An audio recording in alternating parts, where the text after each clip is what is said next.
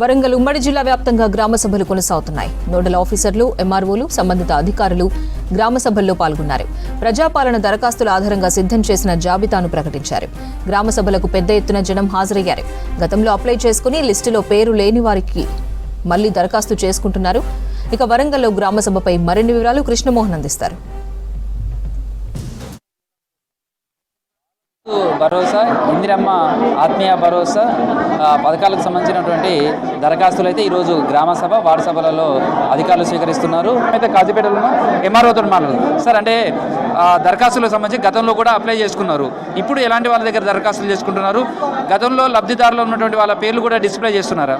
రైతు భరోసా, ఆత్మీయ భరోసా, ration card, Indiramma ఇండ్లకు సంబంధించిన జాబితాలన్నీ కూడా మేము బయట పబ్లిష్ చేయడం జరిగింది. అట్లాగే ఈ స్పెషల్ కౌంటర్ పెట్టాము. ఇక్కడ ఈ స్పెషల్ కౌంటర్ పెట్టేసి వాళ్ళ దగ్గర కూడా ఒక లిస్టు పెట్టేసి ఎవరైతే వస్తున్నారో వాళ్ళకు ఎక్స్ప్లెయిన్ చేస్తున్నాం. ఇవి వచ్చినాయి, ఈ రాని వాళ్ళు ఎవరైనా ఉంటే ఇది నిరంతర ప్రక్రియ. అంటే ప్రభుత్వము క్లియర్ ఇన్స్ట్రక్షన్స్ ఉన్నాయి ప్రభుత్వం నుండి. స్పెషల్గా ఈరోజు గ్రామ సభ ఉంది కాబట్టి ఈరోజు ఎవరైతే లబ్ధిదారులు వచ్చారో వాళ్ళందరూ కూడా పేరు రాని వాళ్ళు ఈరోజు మన అప్లికేషన్ తీసుకొని మేము ఒక హెల్ప్ డెస్క్ కూడా పెట్టడం జరిగింది బయట.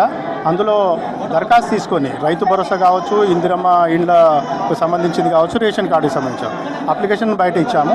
అక్కడ వాళ్ళు తీసుకొని దాన్ని నింపి గతంలో మనం వచ్చిన అప్లికేషన్ అన్ని ఎంక్వైరీ చేయడం జరిగింది. అట్లాగే అవి ఇప్పుడు లిస్ట్ అవుట్ చేయడం జరిగింది. हमारा राशन कार्ड में हमारी बच्ची का नाम है, लेकिन हमको कंट्रोल में चावल नहीं दे रहा, उसका तंबू नहीं आ रहा बोल के।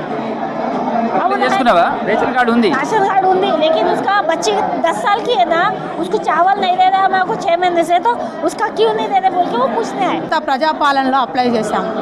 ఇల్లు శాంక్షన్ అయినాయి. ఇంటింటికి తిరిగి అధికారులు కూడా ప్రతి ఒక్కటి మాకు న్యాయం చేశారు. ఇంటి పక్కన ఉన్న వాళ్ళకు, ఏరియా వాళ్ళకు కూడా ప్రతి ఒక్కరికి ఇంటిమేషన్ ఇచ్చాము. చాలా మందికి మాకు అన్ని న్యాయమే జరిగేది. ఎమ్మెల్యే గారు ఇంటింటికి కూడా ప్రజలను పంపించాడు. ప్రతి ఒక్కటి. మీరు దేనికోసం వచ్చిందమ్మా అప్లై? ఇంటి కొరకు అండి. ఇదివరకు ఎప్పుడు అప్లై చేసుకున్నా? మీ చేతులు ఏమి ఉన్నాయి? ఇవి ఇంటి పేపర్ దరఖాస్తు కొరకు. ఇప్పుడు ప్రజాపాలన ఇందిరమ్మ ఇల్లు కోసం అప్లికేషన్ పెట్టినాను.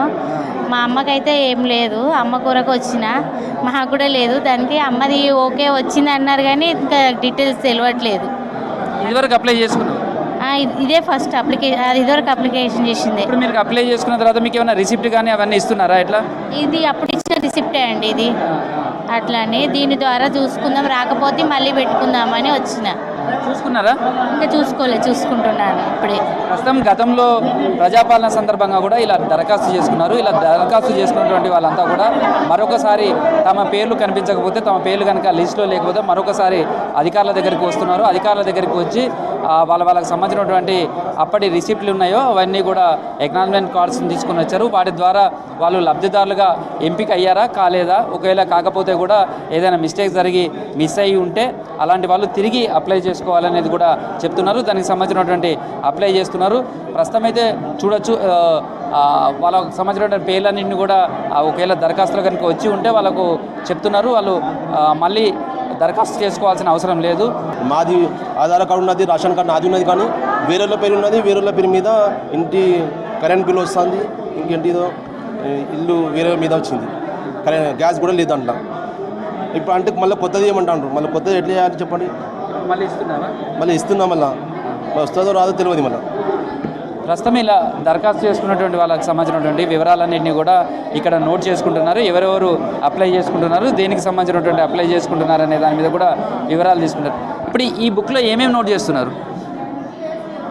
ఈ 2 రిజిస్టర్స్లో రేషన్ కార్డ్, ఒకటి బుక్, ఇందిరమ్మ ఇల్లు, 2 బుక్స్ మెయింటైన్ చేస్తున్నారు.